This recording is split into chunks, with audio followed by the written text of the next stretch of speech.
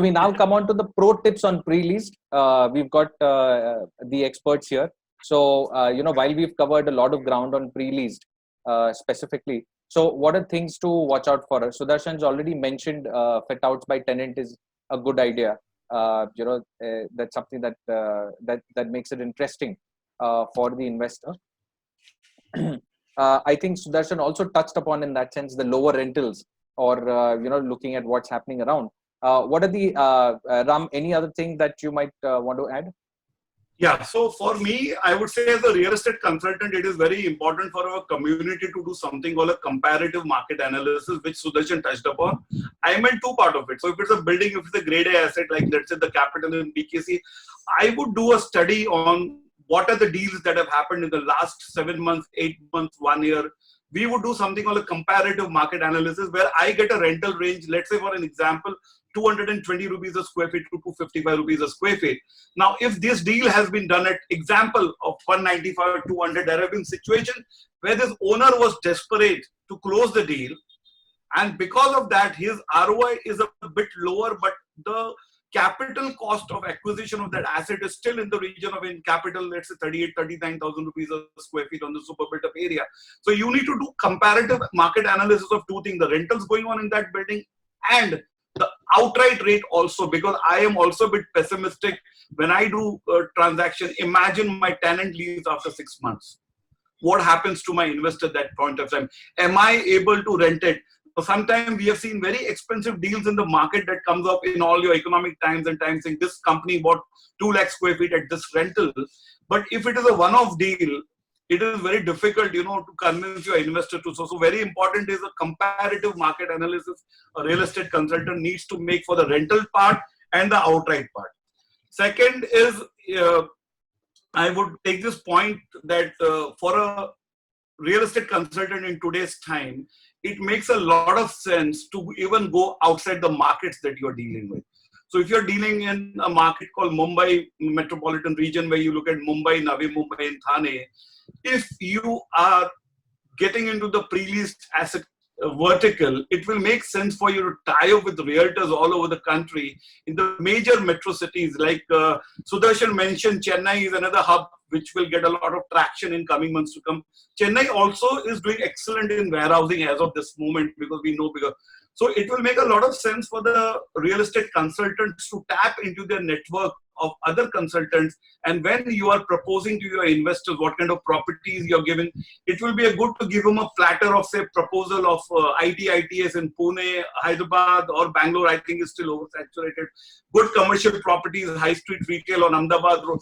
All these kind of property, you should make a bouquet offering to your client. What happens is your client confidence increases a lot when you are offering him a lot of properties at one go, giving him a choice instead of being one property focused person.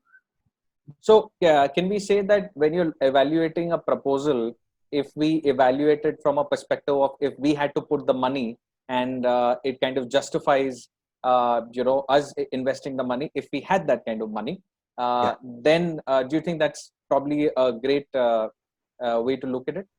Exactly. So, when you talk with clients and if you're for a long-term haul as a real estate consultant, it is very important for you to treat that your client treats you as a friend and a confidante rather than an real estate broker. You're an advisor or a consultant. So I would advise him to put the money, if I had this in the bank and then boss, this is the asset, and I will give him 3 reasons why I'm saying this, So that's where the CMA part is very, very important. When I do a CMA, it is very scientific and it lays the data on the table. Not that this seller who's a developer who needs cash now is going to pay me 2.5% brokerage and I'm desperate to sell. So yes, I will only sell which I want to give it to my investor. If I am buying, if I had the kind of money, and very soon I'm sure all of us will have, is if I'm buying it, then I am certainly recommended. So अगर मैं खा रहा हूँ तो ही मैं आपको खाने को बोलूँगा. That is the kind of thing I will have. Right. Thank you, Ram, for that. With that, we move on to the next section. We've got a couple of questions that we've received from our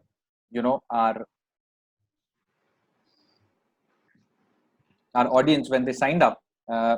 So one question by Mr. Sanjay Puri is, in what order of the following qualification must a real estate dealer advise his clients whilst investing in a pre-lease property, and why in that order? So Sudarshan, I request you to take this. The parameters given are ROI, licensee, building, location, tenure, lock-in, and price. I might need to just note down all these. So if you can just message me those parameters, I can just give a breakup of what is the order of preference. Sure, I'm just sending it to you via the chat. And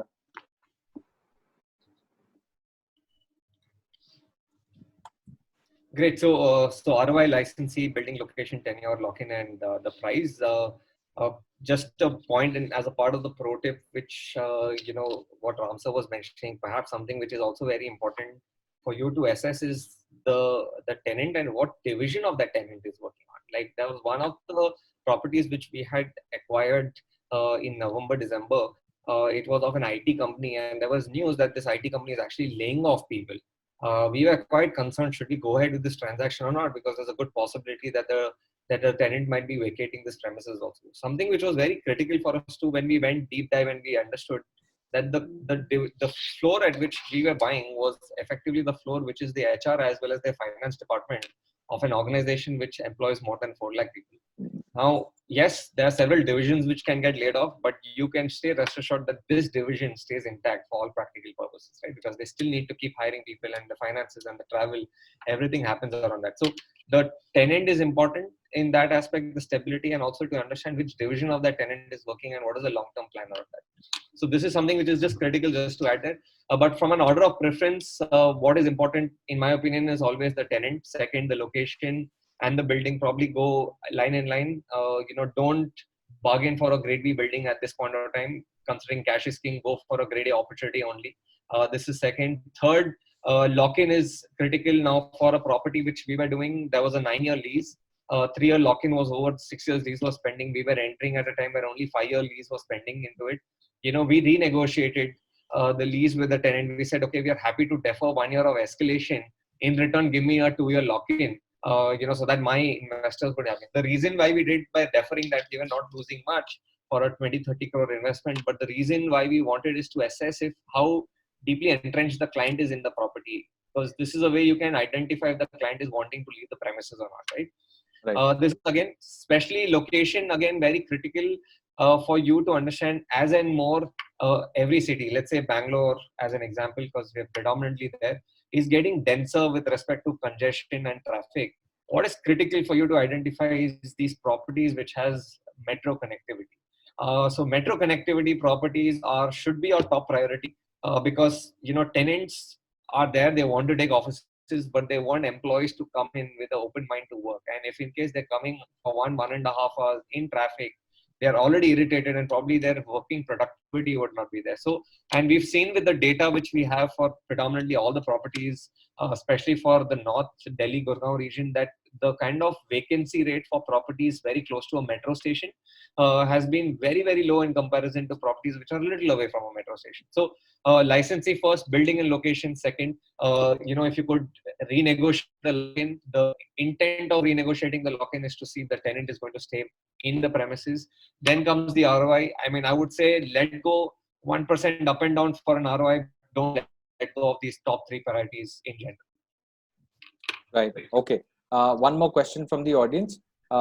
Whether mere transfer of ownership is sufficient or the new owner has to enter into a fresh lease agreement with the revised or / same terms and conditions. Sudarshan? Sorry, can you repeat the question? Whether mere transfer of ownership is sufficient for the new owner to enter into the fresh lease agreement? It is. There is something called as a deed of atonement.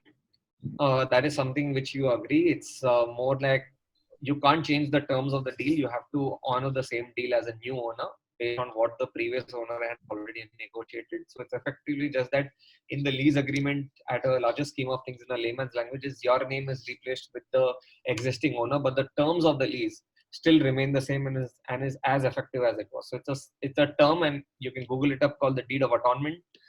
Is what you execute and you're done with that. Right. Okay. Thank you for that. And with that, we end our Q&A session on pre-lease that we got from the audience.